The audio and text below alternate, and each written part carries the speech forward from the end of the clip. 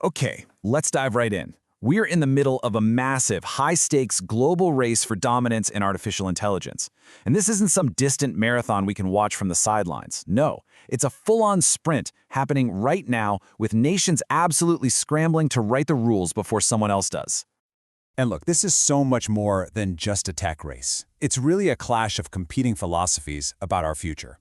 We're talking technology, sure, but also security and even how we're all going to be governed. The clock is ticking, and these different strategies are finally coming into sharp focus. So, the big question is, who actually has the winning playbook?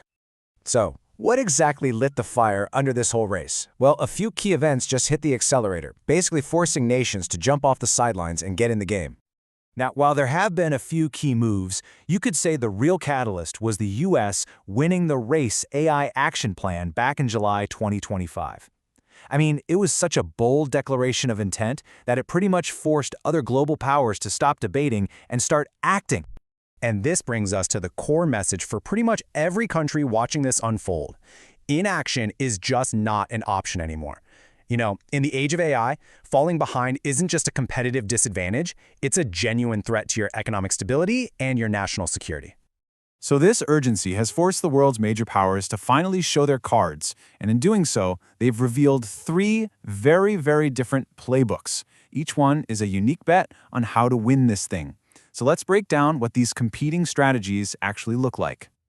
Okay, so on one side you have the United States, and they are betting it all on speed. The American playbook is pretty simple. Let the private sector run wild, innovate like crazy, and keep regulation light. Then, on the complete other side of the spectrum, you have China, leveraging total state control and just massive amounts of data in a centralized, top-down push for dominance. This really highlights those two extremes, right? But what about the middle ground? Well, somewhere between the American hyper-acceleration and the Chinese state control model, the European Union is charting a third path, and it's one that's all about governance, rules, and values. So here they are, the three competing visions, side by side. You've got the US banking on its agile private sector, just hoping raw speed will win the day. China is leveraging its sheer scale and unified planning to try and outpace everyone. And then there's the EU, playing a totally different game, aiming to set the global standard for trustworthy, human-centric AI through regulation. Each approach has a massive trade-off, right? The US risks chaos for speed, China sacrifices freedom for control, and the EU, well, they might just regulate themselves right out of the race.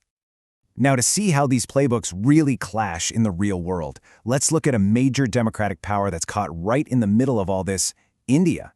Its situation right now is a perfect case study of the incredibly difficult choices so many nations are facing. And make no mistake, India is not just standing still. The country is already making some serious progress. Take this number, 40. That's how many defense-specific AI projects they've reportedly already completed, out of 70 planned. So they are clearly in the game. But despite this progress, India is staring down 5 critical gaps that are really holding it back. And we're talking about everything from a brain drain of top talent and a serious shortage of computing power, all the way to a government procurement process that's just way too slow for the breakneck pace of AI. These are serious hurdles to overcome. So, this is the big question, isn't it? How does a nation like India close these gaps? How do you build a competitive AI capability that actually reflects your democratic values without just being forced to copy the US or the China playbook? So what's the plan? Well, the good news is the research here doesn't just point out the problems, it actually offers a pretty clear roadmap. The idea isn't to reinvent the wheel, but to take smart foundational steps to build momentum from the ground up. And the focus here is squarely on the fundamentals. The top priorities? Things like building a national computing infrastructure, creating clear safety standards, and fixing that painfully slow procurement process. It's all about laying a solid foundation so you can build talent, collaboration, and ultimately, a sovereign AI capability. But you know, when you really look at it, India's dilemma isn't unique. This struggle to balance speed with safety and sovereignty with cooperation, I mean, that is a fundamental challenge facing every single democracy in the world right now. And at the heart of this entire thing is a concept called strategic autonomy. In the 21st century, a nation's ability to act independently is directly tied to its tech independence. And in the age of AI, having to rely on another country's technology, that is a critical vulnerability. This is the core warning for every nation trying to navigate this new world. Every single day of inaction cedes ground. Because becoming dependent on another country's AI isn't just a technical issue, it's about slowly, bit by bit, losing the ability to control your own destiny. Which leaves every democracy with a fundamental, maybe even existential question to answer. In this global race, with the US championing speed and China championing control, what's the right balance? Is it better to be fast, or is it better to be right? The answer to that question is going to define the next century.